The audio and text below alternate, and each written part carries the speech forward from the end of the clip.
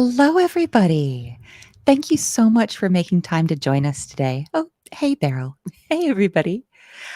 So good morning, good evening, or good afternoon if you're joining us live. Hello if you're joining us in the near or distant future. We are so excited to have you with us today. So this is a guest session that we run every Wednesday as part of our free web development bootcamp over at classcentral.com. You don't have to join the bootcamp to enjoy these. We welcome you no matter where you're from. But we've been doing this bootcamp for about 3 weeks. So if you'd like to sign up and join us, of course, it's completely free. Just head to classcentral.com and they'll give you a sign up link from there. Enough of the pitch. The pitch, I don't know if it counts as a sales pitch for something free. I am impossibly delighted to get to introduce our guest today. Miguel is far and away one of the smartest people I've ever met, and so impossibly clever that if you have questions during this live event, he's going to be obviously able and happy to answer them in English, but also because he's very clever and he's not even showy about it. He can answer your questions in Spanish or Portuguese as well. Let's all welcome Miguel so we can be jealous of him together. Miguel, thank you so much for joining us. Thank you for the invitation. Oh, God. And what are you going to be teaching us about today? Today we're going to learn about the Firefox developer tools, but actually any browser developer tools. But we're just using Firefox as an example. Exactly. So if you were using Brave or Chrome or the DuckDuckGo browser, all of these are going to have Devtools in them somewhere. Yes. Mm-hmm. Yeah, you can use your favorite one. Your favorite, which it's Firefox, isn't it? For me, yes. I'm going to go ahead and get out of your way. Thank you. Okay. Hello, everybody. I'm going to teach you today. I'm going to give you a small talk before they explain you all the tools. The talk will be called Devtools Are Your Best Friends for Web Development. For those who don't know me, I'm Miguel. I'm a freelance web developer from Venezuela, living in Colombia. And as a web developer, something that I encourage you, it's if you want to be a web developer, is that it's a great job and a great way of living. I've been able to work from many places in the world, so you can live where you want. So. And I've been doing website for more than 20 years. I've been speaking in many countries, and I love to collaborate in many open source community in Latin America. And I used to be a university professor and Mozilla TechSpeaker. Okay, so let's start. I just want to give like an advice before starting the talk. This talk is oriented to any browser, so you can use your favorite one. It's not like a Firefox sales pitch talk. I'm going to give that samples in Firefox because that's the one that I use every day, but you can use any browser that you want to use. To me, no one is better than the other, so you can use any tool and any tool will be okay. Just learn it and try to practice and be an expert in one single browser's tool.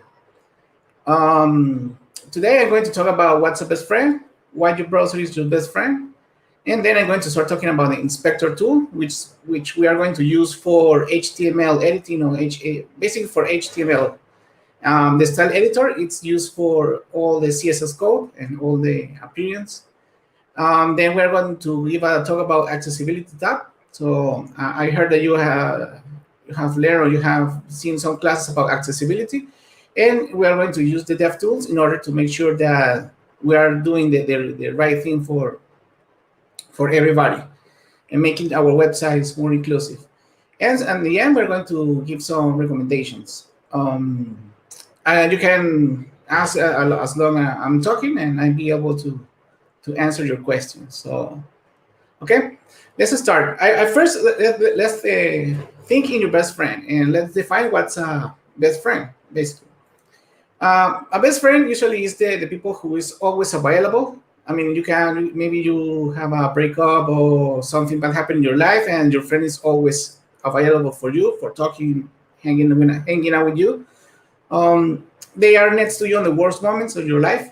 When something bad really happens to you, usually your best friends are around you or nearby. They can give you a call. Also, they are trustworthy. You can trust your most inner secrets, and you know that they are not going to share them or they won't do anything wrong with you. They will protect you. And also, your best friends make your life happier. I mean, when you have a lot of friends that are good ones, your life will be better. So I'm going to teach you. Well, I'm going to share you how I discovered that the browser was my best friend. It's a real life story. I'm from Venezuela, Latin America. Usually Friday night, and we love to party a lot, as most of the Latinos. And yeah, I was in a dancing club, it's a party, and then I got a call. I knew when I got the call that something. I got a call from my boss, from my upper boss. So I knew that something happened, and they reached to me because my, let's say, the next level boss was traveling to another place, but one of the owners of the company wanted to show the website or the code to an investor, and there was a bug, a CSS bug, and they couldn't even log into the website due to the bug. And so I knew that I have to be, typo in there, sorry. I have to be the savior, because it was a mission impossible. It was really far from the office and really far from my house. So I knew that I have to fix it as quick as possible. So then in Venezuela, we have a hyperinflation. So since the currency goes, well, even in short terms, there are some computers in many places, the commercial places, where you can log into your bank account and do a bank transfer in order to pay for some things. And when I saw one of those computers, I started to use it. I made me I wasn't really slow, that I didn't know how to use it, like I wasn't good on tech. And at the end, what I was doing was to open the browser to the website, and I opened the Devtools, and I changed the code a little bit in there. And then as I could save the changes, the bug was fixed, and then I could go party again.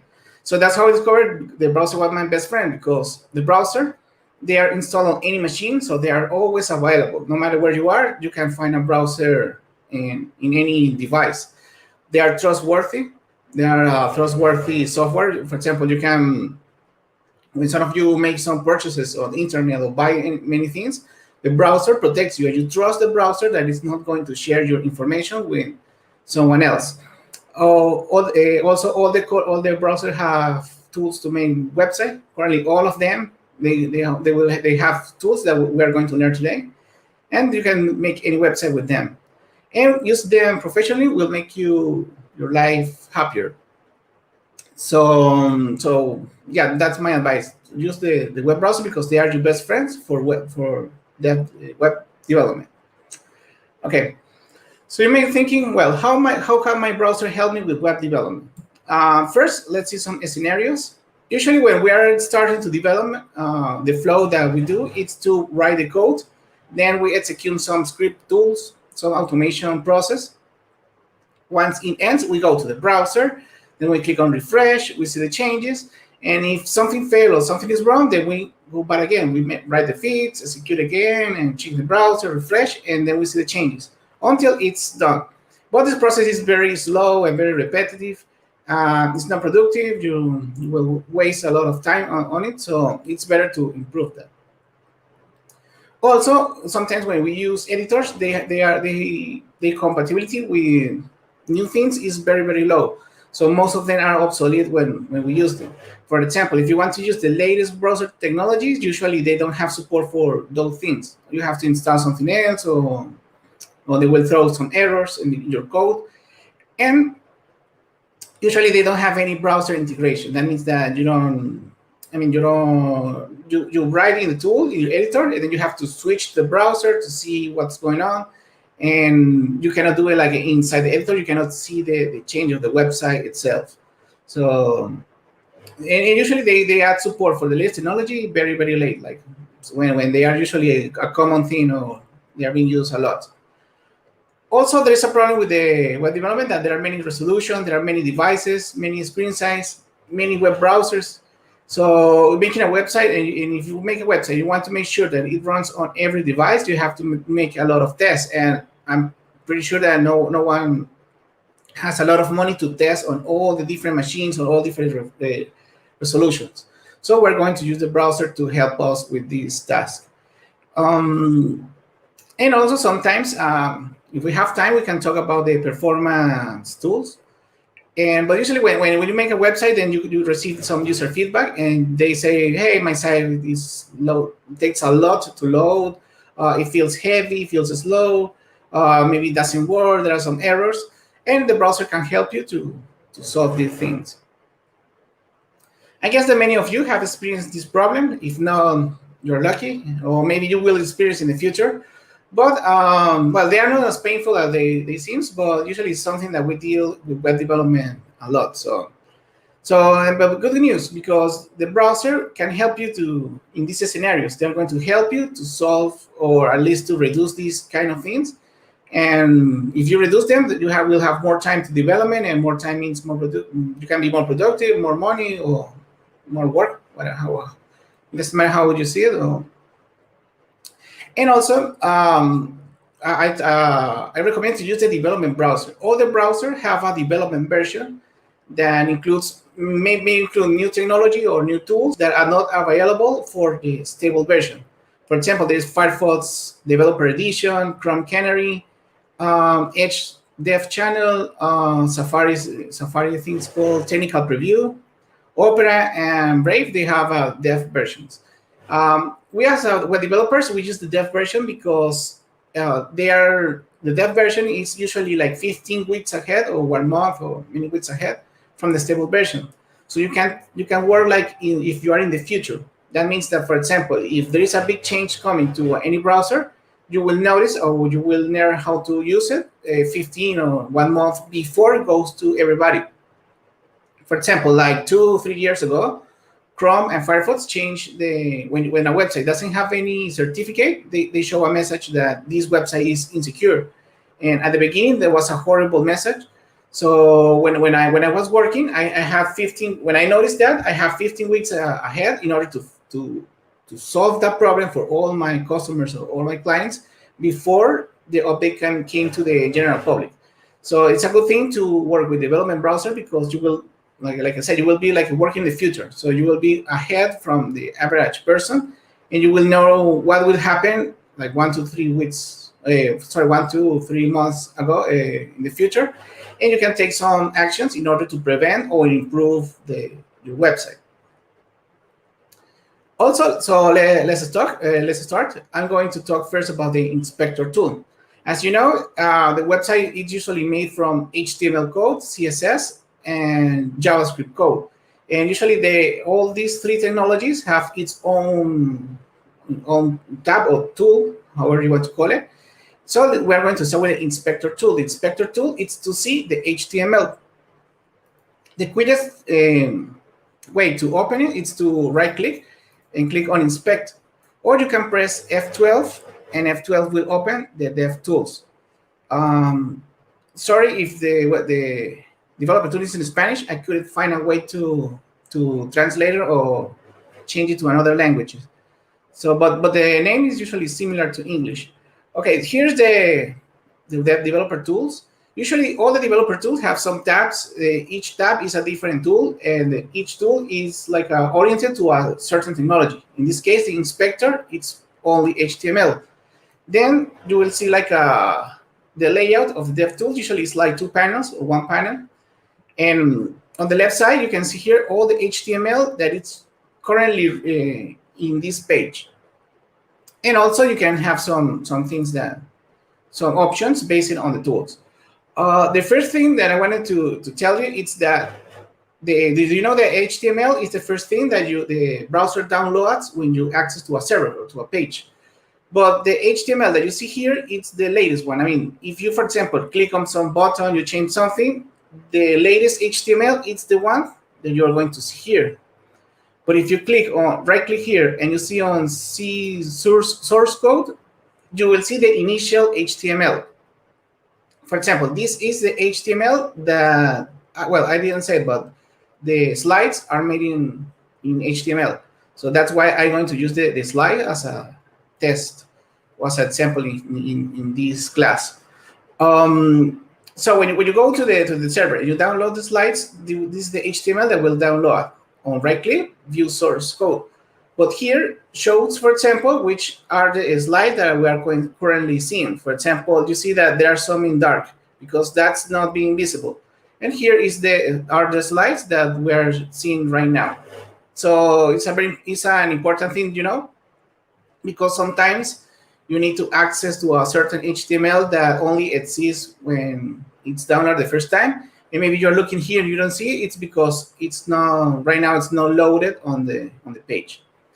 Yeah, as you can see here is the HTML. I think you can see here really good. If not, I can increase a little bit. And here's the HTML, and you can expand or close and see all the code on any website. That's the cool thing about this. That you can go to any website and you can see it and how it works. Also, because before continuing, I want to explain you about the CSS bots. I don't know if you have seen in previous classes, but every element in HTML has a width and a size. The browser assigns some width and a size, which is the size of the element inside the page. There's going to be a space between that element and another one. That space is what we call the margin. The margin is the space between elements in a website. And each element will have a border. The border is just like for example, an image or in a place that will have a border. And the space between the border and the element itself is what we call padding. So when you inspect, I'm going to open here a new website. This is my wife's personal website for her business. This is still on development. And here we can see many elements. We can see a logo, menus, etc. So when we open the Devtools, I'm going to increase here 1 second. You can iterate, or you can navigate through the HTML code and see, for example, what's the equivalent of this HTML code inside the page. For example, if I put my mouse over the header tag, you will see that the full header gets lighted in blue. And since it's blue, it means that the header, it's like takes the full width of the website. But for example, if I go into this container, you'll see that there is like a white, like a yellow space between the edges and the menu itself. And that's the margin. So that informs you that element has some margin. So when you hover, you'll see that each element, for example, doesn't have any margin. But for example, here the elements, each menu element, for example, if I click here and inspect, you'll see that they have like a yellow space on the right side. That means that each element has a space of, here it says 35 pixels to the next element. So when you go into the inspect tool, you can see the position of each element and what's the space between all of them. And even, for example, if I go inside the menu to each link, you'll see that like a purple border on the top and the bottom, and that's the padding. That's the space between the link border and the link itself. And you can go here and see, for example, that it's 4.375, I think it's REM. I don't know what's the unit. And that helps you to understand how the browser draw the page, or how the HTML is changing. And the good thing is that you can change it. For example, if you click here on the menu, for example, I'm going to click on the padding here, and with the arrow, I can increase it. And you'll see that everything gets pushed because I'm adding more space to the top space of the link. So it's going to push everything. And maybe you say, hey, why is pushing? I don't understand. Just hover the mouse to the element, and you'll see that now there is more space at the top of the element. So everything will be pushed. So and it's a good way to learn how a browser works, or how HTML and CSS work, because you can play around with the elements, changing, and start experimenting with all the things. For example, I can add some border when you see that now as a border to the right, I can add it to the left. It's a good way to see. First, you can see how the element needs being modified, and also you can see the changes on real time. You don't have to go to an editor, save, go back to the browser, and start refreshing. So basically, that's the main objective of the inspector tool, to see how the elements are in there, and you can see how they are positioned and how they are drawn in the browser. You can ask some questions if you want. I can some advice or something that you want to see, and I can explain you while I'm talking here. So you are free to ask. Also, something else about the Devtools is that you can change everything on real time. For example, if you double click on here, maybe the colors are not okay, but if I double click here, I can change the text. For example, instead of saying about, I can say here, this is a test. Hey, sorry, we've got some really good questions, so I thought I'd join you. Sorry to be a bully and just jump in. No problem. So Kuya's saying like, hey, do you suggest using logical properties for padding and width or margin, like padding left and padding inline start? Okay. Well, that depends. Well, I'm not a CSS expert, but from my experience, when you usually I prefer to use the global ones, padding, because they are more human readable. But sometimes when you want to override that CSS because you have a new element, or maybe, for example, if you work with WordPress, usually you buy a theme and then you have to modify it. So when you modify, it's better to use a more specific one. For example, padding left, so on, because the more specific that you are, that will have more weight to the browser and will be used instead of the general one. So go for the generic one, unless you're doing something a little weird. Yes, exactly. We've got another fantastic question. Is there an undo button in Devtools? No, my undo button in this case is the refresh. If you click on refresh, it will refresh and you lose everything.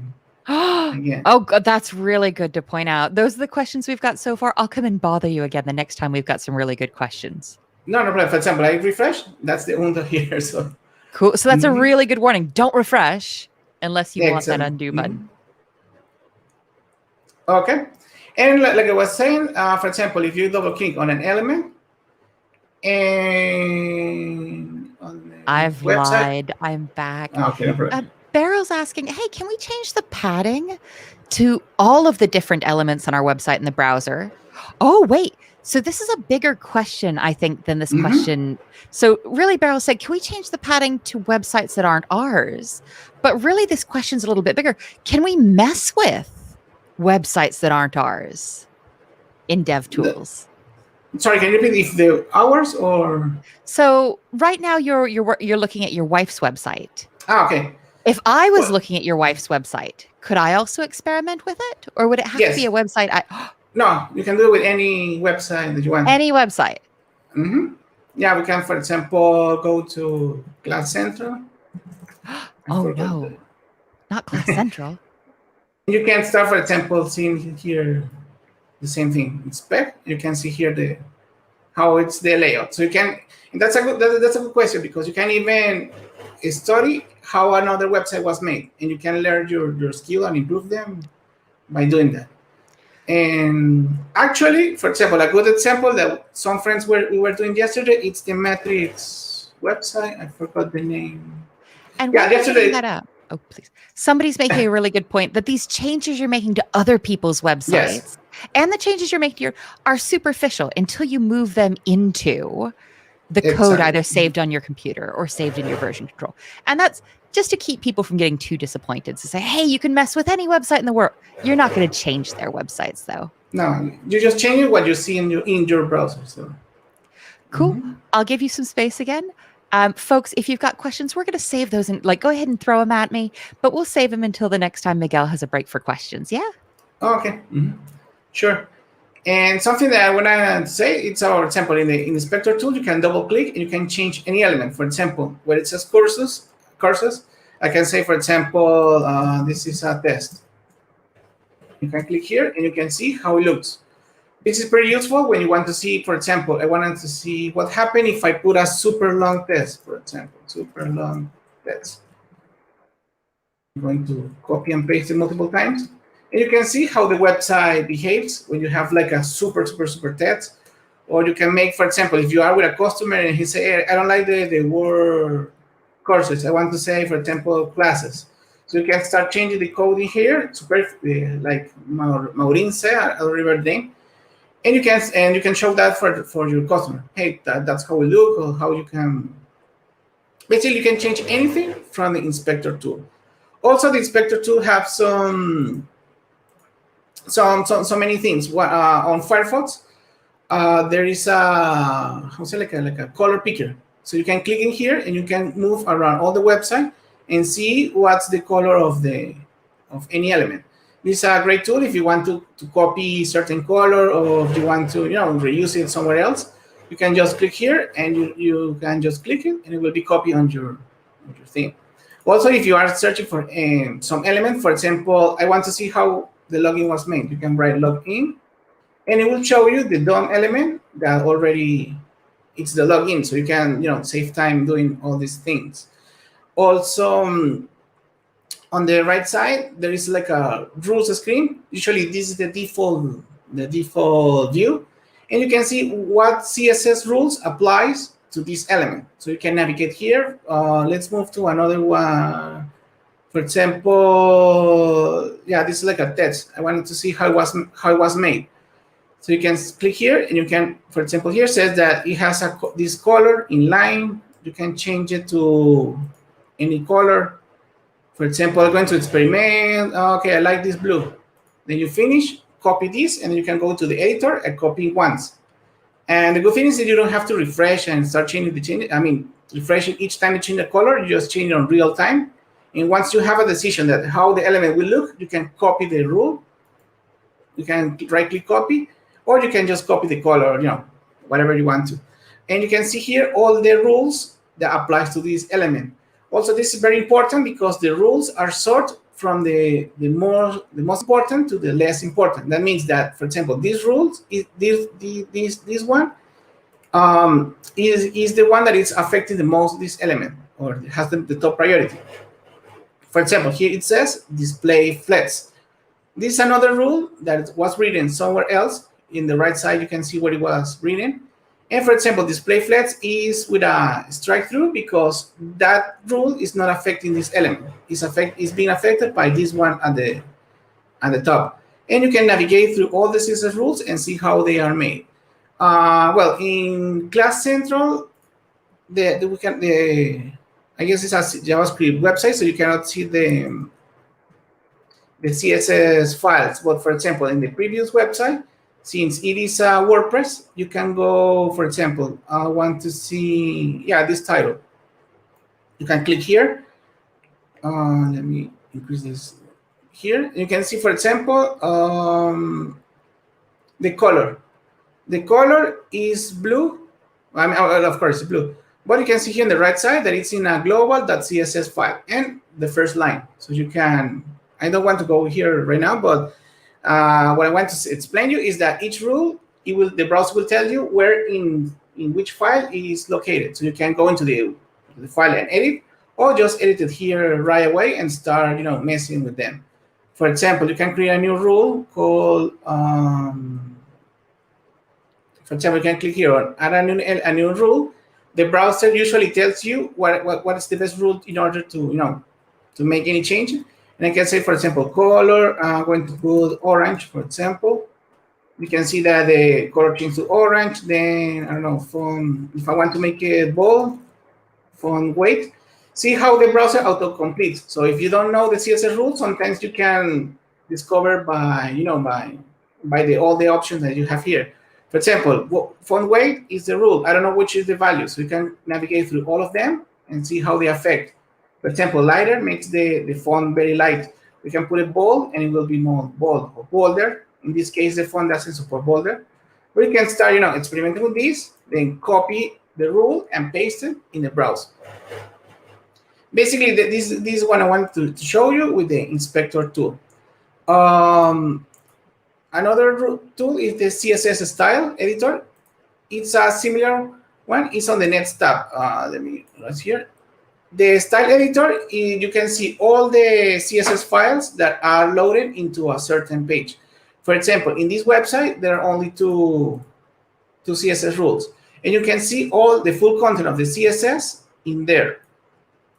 And for example, in the slides, let me see how in the slide tool, in the live web website, there are a lot of CSS rules, so the CSS files. So you can navigate through all of these and see how it was made. Something good about the style editor is that, for example, in here, let's click another element, for example, an image. And if you want to see why where is the rule located, you can click on the right side and you can open the CSS file inside the editor tab. And you can start here changing the CSS rule on real time, for example, inline block. And here you want to affect the rule. But you can change it. And if you are working locally, you will have a save button where you can click it, and you can save it right away. When you click it, it will offer you to the dialog is not being shown in the video, but when you click on save, the save dialog will appear, and you can save the modified CSS somewhere else. The styles editor is really useful because you can see all the files that are loaded in the website, the order that they are loaded, and you can go into each one and start seeing all of these. Even if it's minified, the browser will make it look pretty, so you can read the code. And for example, if you are in charge to change, for example, you were hired to change the website, then you can add a new file and start, affecting everything. For example, I want the all header 1 H2 have a font size of 10 rem. Import. I want to override it. And you can see that all the changes are made on real time. So if you are working with CSS, it's really helpful to use this editor because you can start, editing the website on real time. For example, oh no, this is like too big. I will put 4. And then you see, oh no, it's too low. Okay, 5. And you can start experimenting with this, and it will be much faster than saving and refreshing the browser. And once you are finished, you can click on Save and save it into a new place. This is a really helpful tool. You can see all the changes. You can modify, play with it. And we also will have autocomplete. For example, I want to add a animation, for example. Then I can say transition. I forgot how is the transition, but you can go into Google and you can autocomplete certain things. For example, inherit, I don't know. Or for example, colors. For example, I want to add bots. Bots shadow. For example, 10 pixel, 10 pixel.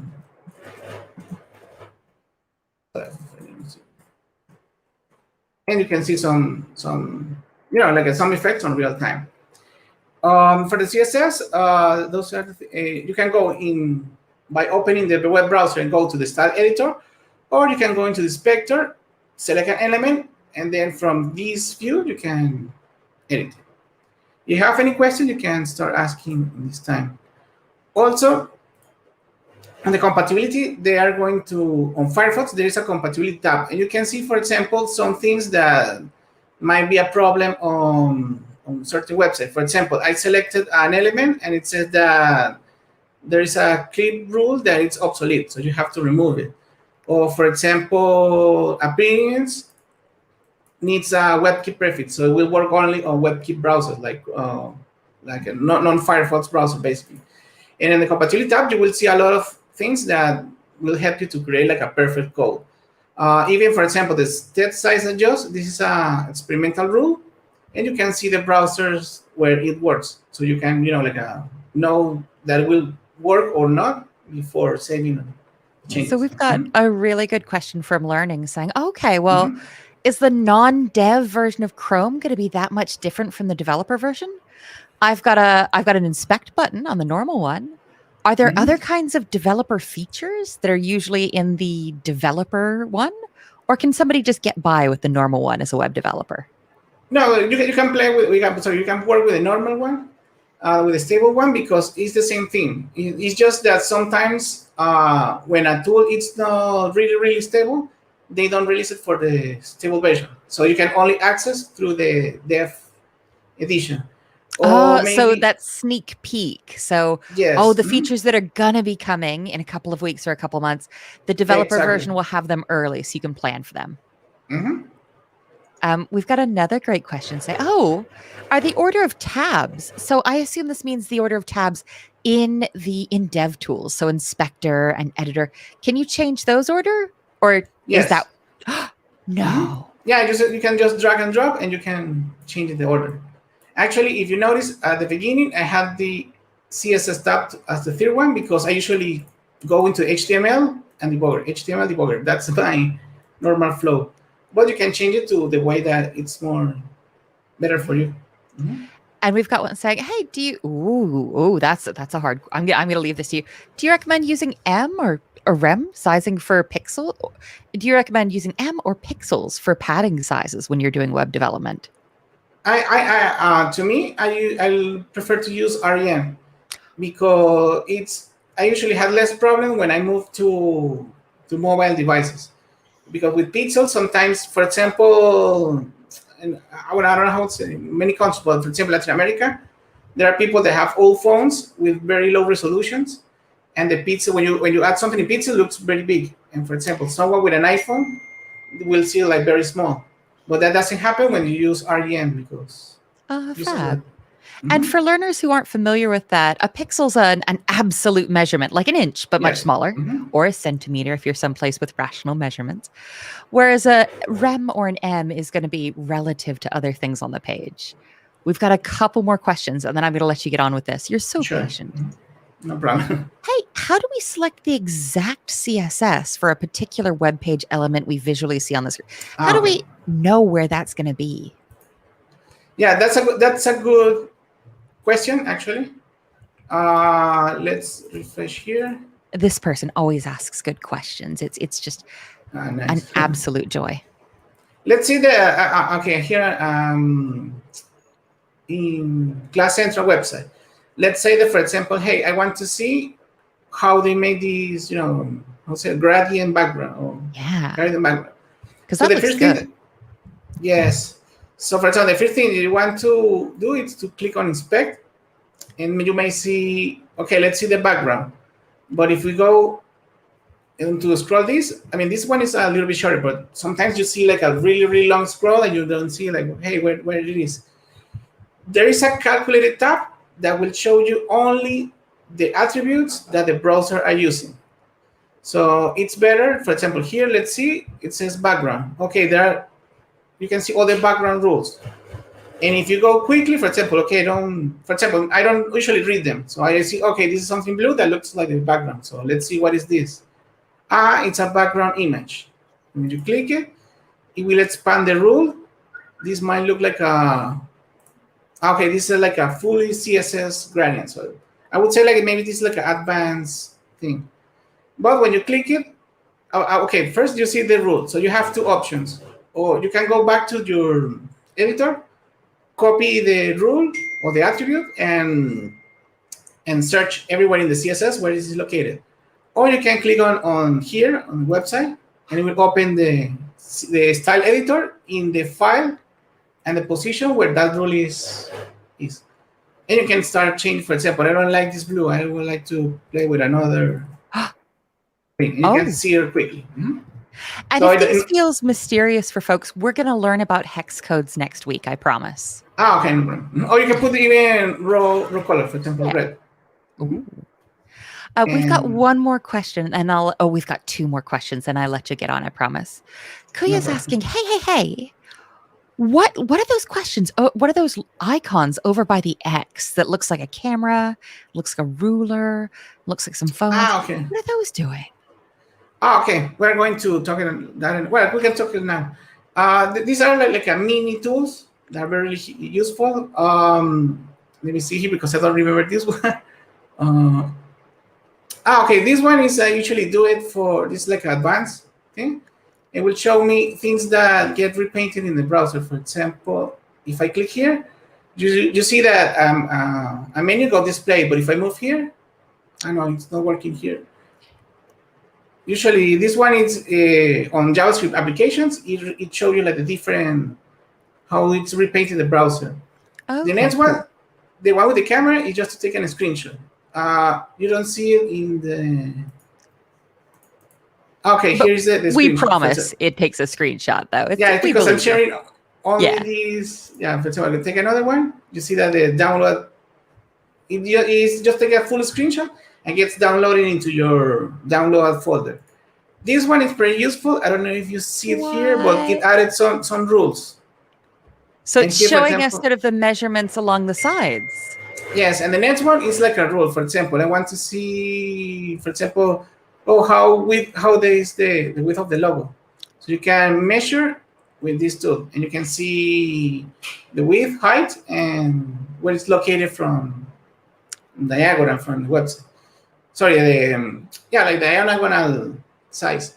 And this is pretty helpful when you have a design and you want to make it so really exactly as the design. I mean, the same measure and the same pixel, etc. So you can measure everything and make sure that it works.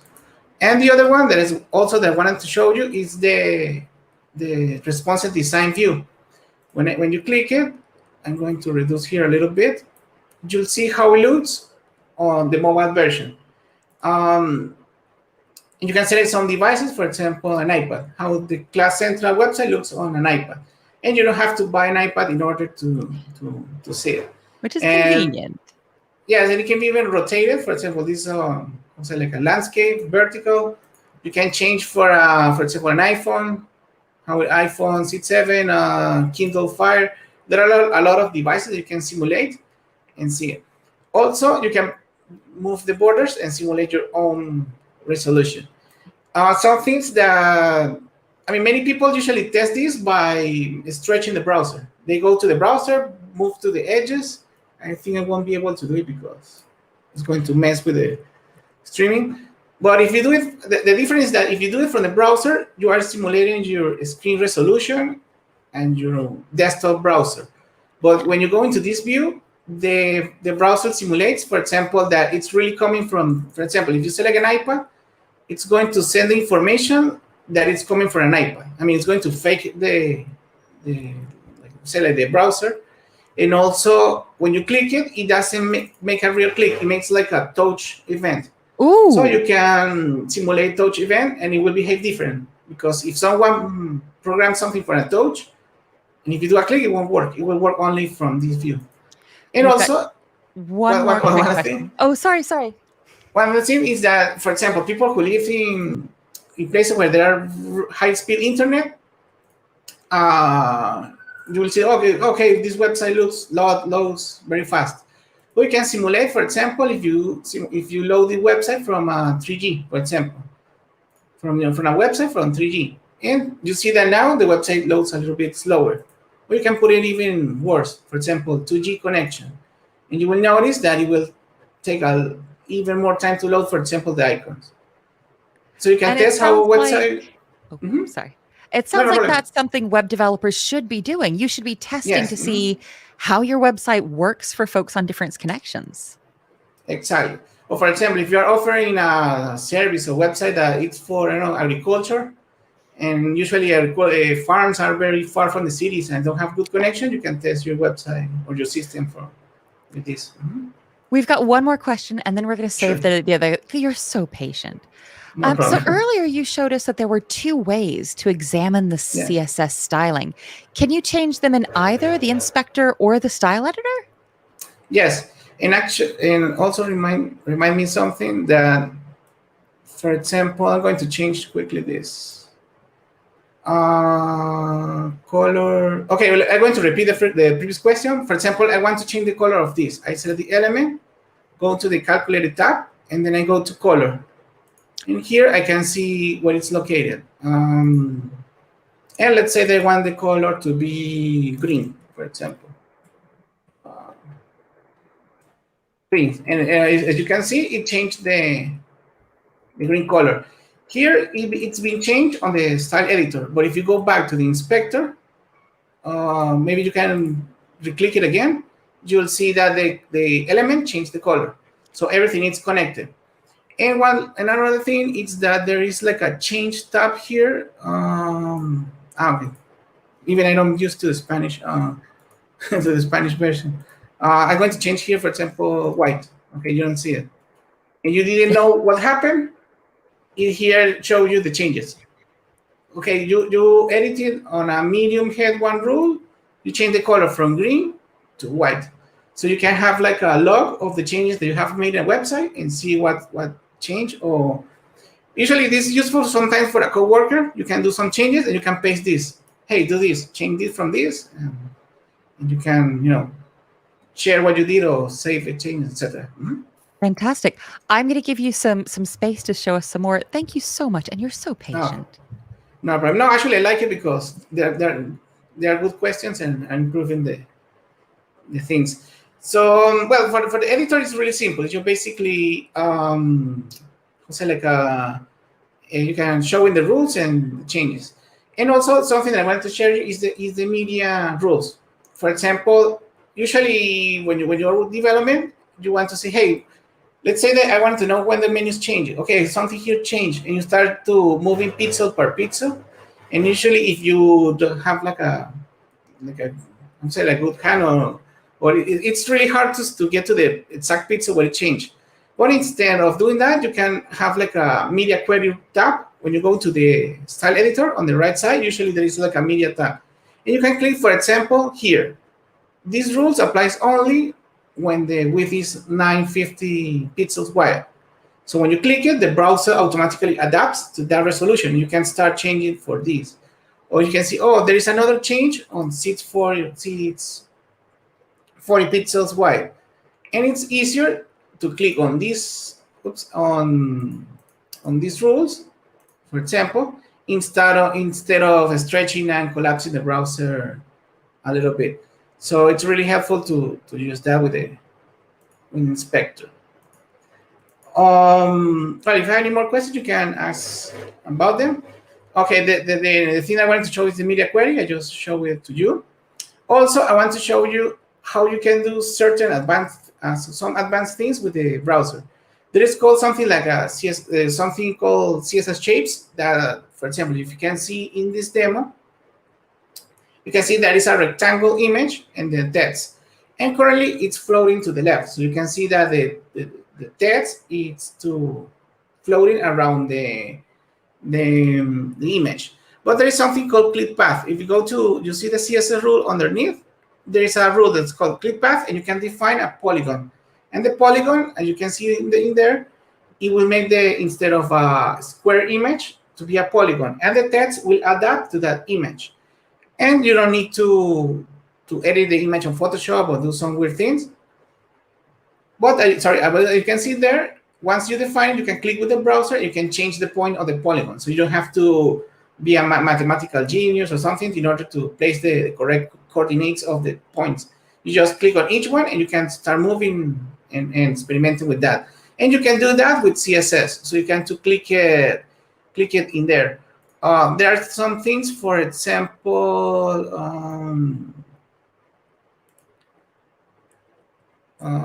inspector. I'm going to click on here on the rules. And for example, if you click here on usually on the browser next to the rule, there are some special buttons. For example, here, since it's a color, I can click it and I can select like a color.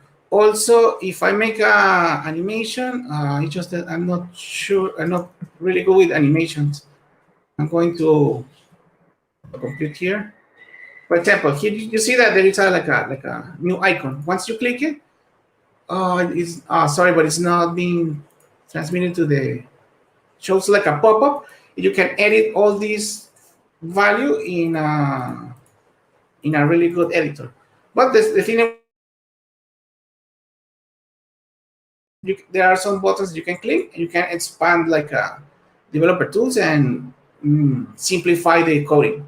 This is especially when you see that there is a CS code that it's really hard, it will make your life easier. This is like a video, right? This is a video where you can see how modern websites are done through CSS Grid. And once you see the CSS Grid, they will show like a table icon. Once you click it, it will show the grid as this example. The good thing about the CSS Grid is that you can see, for example, how a grid is divided, the name of the areas. You can change some value, and you can see the changes on real time. Even if you don't know CSS Grids, you can open the tool and start experimenting. So, okay, this is this. And to me, this is the best way to learn CSS, by experimenting and playing with tools and see how everything is made. And CSS Grid, it's a really helpful tool. It's currently available on Firefox and Chrome and Edge. Those three browsers support this thing. And for example, as you can see in there, you can add some CSS on real time and see everything. So technically, you write CSS code once and then you copy to editor. The other talk that I wanted to share you is the accessibility. This is the WordPress website, for example. There's an accessibility tab, and it will start to see how it's made. And it will show you a different inspector. This inspector is usually how the website is done for people with disabilities. For example, when they use like a device that reads the browser, reads the browser content, you can use the accessibility tab in order to see what it's reading. Also, it can check for colors. For example, when you click on I can show you a little bit how it's done. But for example, here we complain about the contrast. The color, for example, that gray color is not very strong with that white background. So it's better to make it darker or change the color in order to improve the readability for the people.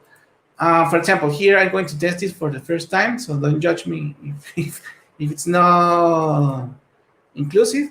Because the idea that to make a website, it's that it will work for any kind of people. For example, if you are blind or you have any reading disability, you should make the website to make. I mean, you have to make sure that it will work for everyone. Also, if you work for any American government agency or if you do any government page, you have to comply with these rules. For example, I come here and I can see what will a device say. For example, home and drag and click, which is the name. So it's okay. It's going to read at least the name of the website and that I'm in the home page. It will read the link that says to exit, a link to back to top. So a person with disability can hear all these things. And then if you see something that should be in there, then you have to modify your HTML in order to add all those accessibility tabs. Also, all these tools offer there is an icon. When you click it, you can simulate some color blindness problem. For example, this color blindness problem when they don't see the red, so you can see how the website looks. Because sometimes people add certain background color and with a link color that for many people might not be seen. Because, for example, if you do red text over a green background, it might not be seen by people with color blindness. So you can simulate here all these different things. For example, how it looks with a people that doesn't see with any color. People who has like a contrast problems. And this is a good thing in order to simulate how a website will look for people with disabilities. Also, you can select, I think you can select here an element. Don't see it here. Okay. You can click here in a tool to check your full website in order to see any problem. And for example, it's complaining about this text, the text number. And it say that the contrast is not okay. And actually, now that I'm thinking, they are right, because it's a light color on a light background, so it will be hard to be seen by people with disabilities. And also, it's very, very small. So you have to change the color palette or something in order to increase this rank and make sure that text will be seen by anybody.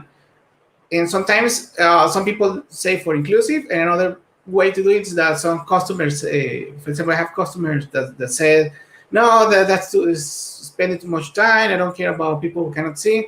But then you can translate the speech to say, hey, if you, for example, 10% of the people cannot see your website because it's not okay, you will lose 10% of the money or potential customers. So they will start to taking care about these things. And to me, this is something that we should always do, to make a website that will run for everybody. If you have any question about accessibility or similar, if not, we can pass to another tool that I like to use. Also, the tools can be configured, customized. I'm going to enable here.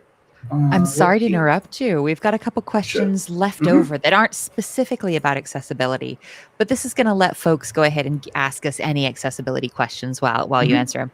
Oh, and one of them's an opinion one. I love an opinion one. So the first one is, oh gosh, where have I lost it? Oh, someone's asking, hey, what's ARIA? ARIA, I'm going to say my own words because I don't know the correct terms. ARIA is like a set of rules that you have to let me show here, to follow in order to make a website accessibility. For example, in a link, you can put an area. Oh, sorry, everything gets translated to Spanish. I don't know. No, it's fantastic. Okay, here it is. Usually people have to listen to everything in English. I think it's only fair. Okay. I know, but this is the abstract. The abstract's hard to understand. But yeah, the area is okay. It's accessible, rich internet applications. It's and you can, for example, when you have an image, you can have an alt and that informs, for example, what the website has. For example, you can put an alt, say that Hans crafting journey, for example. So people who is accessing this website through a device, the device will say, and next to this section, there will be an image of a Hans crafting a journey. So people will understand what it is. And for links, I know that you can put an area in order to explain what this link is for. For example, if you want to go into an Instagram, you can say, this link will take you to the Instagram profile. So really some extra guidelines around accessibility. That's not. And now I've got an opinion question for you. This one's going to be really, really dangerous. Are you ready? Yes. In which cases should you be using Flexbox, and which ones should you be using Grid? I don't know, because I think, it's like a very opinion. Right? They're different philosophies, right? Yes, to me, Flexbox, for example, like this website that is just like a rose, but maybe you can create a CSS grid for something like this. That, to me, CSS grid is cool if your layout is divided into rows and columns, for example, and they are like a fixed columns. In this case, for example, here is just one column, then comes to something that I don't know if it's one, then comes like a sub 3. So here, making with the CSS grid will be a pain to do it. But maybe, for example, my slides, now that you see it, they can be easy because it's just like a big rectangle and maybe divide the content in so if they feel like a grid, use Grid. If they need flexi boxes, Flexbox. That seems pretty safe. Yes, to me, it's different things. So we've got a question. There's a checkbox in the Accessibility tab. How would that be used? I didn't. Okay, sorry. Yes, this is Okay, actually, this is new. This is the first time that I'm opening. We're all learning together. Yes, and it shows the order of tabs. For example, that's a good one because usually there are people like me that love to use the keyboard. So it says that, for example, if I press tab, the first element that will go will be this one. The second one will be this. Maybe with something more elements like this one, I can show quickly. For example, I don't know if you can see, here's the 21 element, the 20. The first one will be the logo. So this is really good because I just want to share my experience with a bank from my home bank. Here, that for example, you put username, password, and when you click tab, it goes into lost password. And it's a pain because usually I click the user password tab, enter, and instead of enter, going to the login, we'll go to the lost password section and I lose time.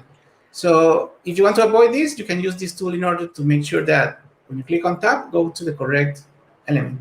And that's going to be especially useful for users who are visiting your website who don't use a mouse, who are keyboard only. Yes. And I'll say, oh, when you push tab, number 1 is the first option they'll get. Number 2. Thank you. Exactly. Kuya always asks the best questions. Even when you have a text area, for example, if you're writing an email, a blog, or whatever, you are in the keyword. So the natural flow will be using the keyword for the next element or do some action. Mm-hmm. Cool. I'll let you be. Oh, okay. I don't know if any more questions. Okay. And also, well, about also there's CSS tool, and also there is like a Flatspot tool where you can see. Let me restart this, and you can see how it's a website. For example, if a website is made with Flats, you can see how it's divided. For example, and there you can see the color. Okay, the green thing shows me how it's the website divided, or that row is divided. And you can play with that. For example, you can see how this is flat. For example, in video games, this is an example for a video game. You can see how you should set up the rules. For example, okay, grow, put this amount of space, etc. And you can see how the browser behaves according to that. And you can use the Flats tools in order to save time to data and see how it's being rendered. And there's another technology I would like to talk. It's about variable fonts. Some fonts that you use on nowadays there are some fonts that you can use that you can customize. For example, you can go into a website and select one of those variable fonts, and you can change, for example, the weight of the font, the width, how it leans, or move to a certain angle, and you can change it. And the good thing about this is that you can use one single font. And then you can just adjust it for different sections. The good thing is that since it's just one font, the browser will only need to download one, and it will be much faster than having to download 3 variations of the same font. And you can just click it on an element, and the thing is there have to be a variable font, and I don't have any variable font here. But you should click it. There is a font tab.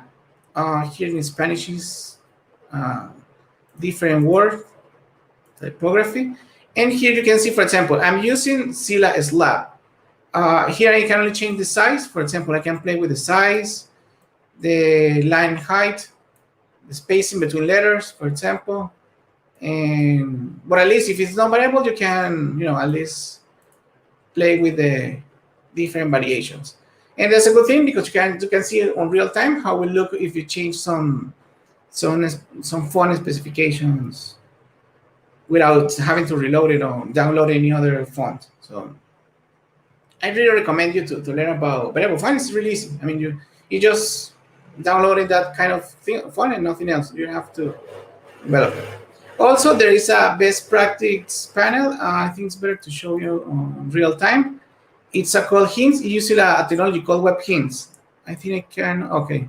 And you can scan, for example, for any accessibility, compatibility, performance problems. I'm going to make a quick scan. And the good thing is that it will scan through all your website.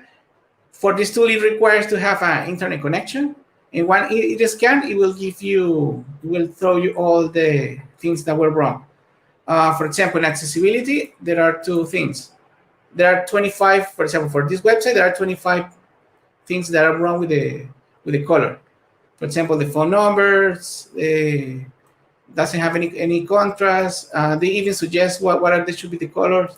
On compatibility, there are, for example, here I'm displaying a display grid, so it won't be supported by Internet Explorer. So if you need to support Internet Explorer, it tells you to add these things.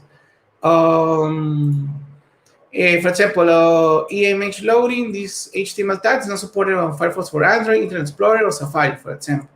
So I'm using a tool in order to show something while loading, but it won't work on Safari. So the compatibility, so this tab will throw you this kind of things like a professor or someone that is reviewing website giving you some advice.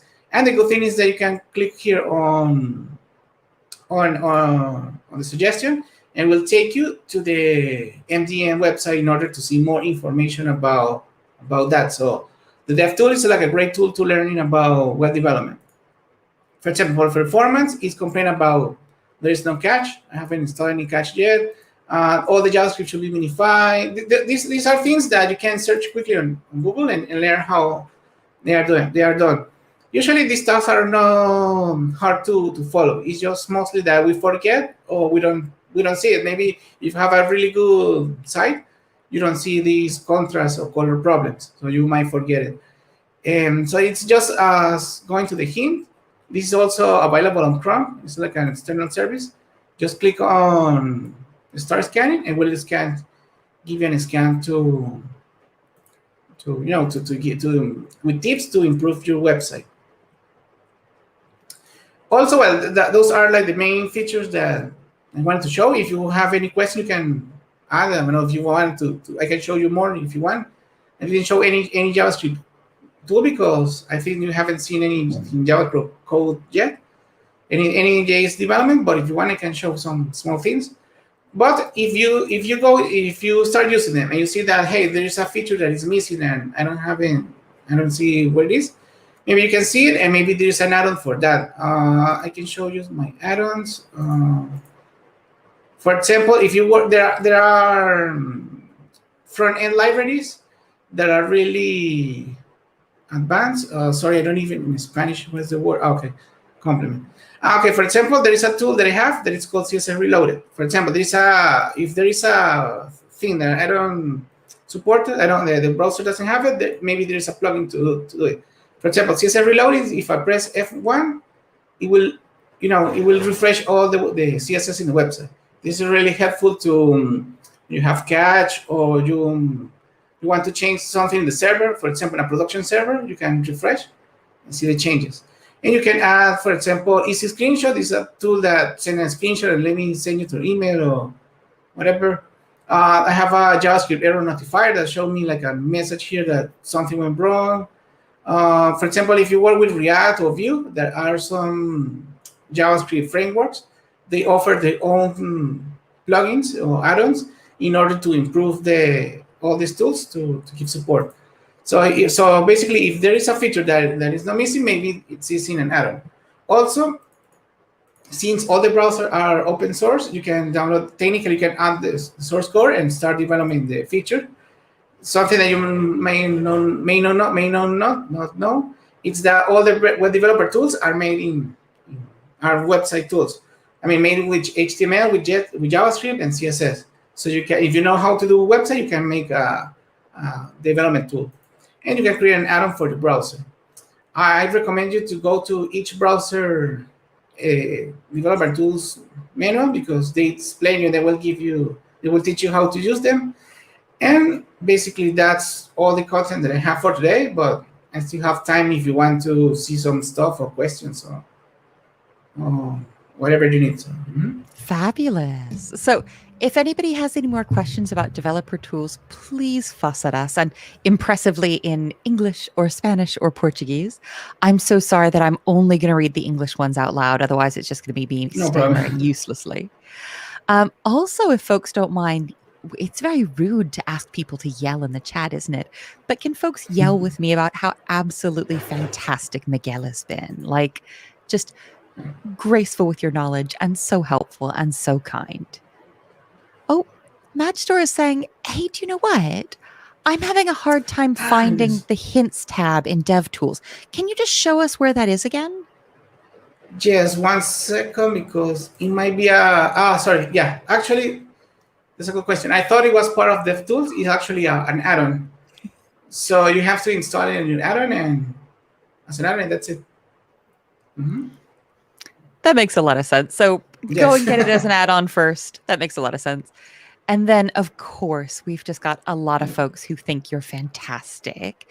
And how much do I love embarrassing you? Oh, gosh, you're so wonderful. Oh, thank you so much. They're right, aren't they? We're like, oh, you're brilliant. Oh, don't you raw? I'm not going to read all of these to you because you'll just blush and then hide. Fantastic. I'm not seeing. Oh, somebody's pointing out that in hints we think that might be called Lighthouse in Yes. Chrome. Yeah. Yes, it's just that the Lighthouse is more application oriented, so which is good. I mean, if you are developing an application, you can thing. So one from my land. So I think this is someone saying you're doing a fantastic job. We all really love you. Yes, Not a question. Yeah. Fantastic. If we don't have any more questions, we might go ahead and let you go to have a very, very. Oh, we've got one. Ooh, ooh. You know what? This question's really good as well. This is even more on the spot than the Flexbox or Grid one. Are you ready? Yes. Oh, no, that's more people saying nice things about you. So, if I see some CSS on somebody else's website and I really like it, can I copy it? Yes. I don't know how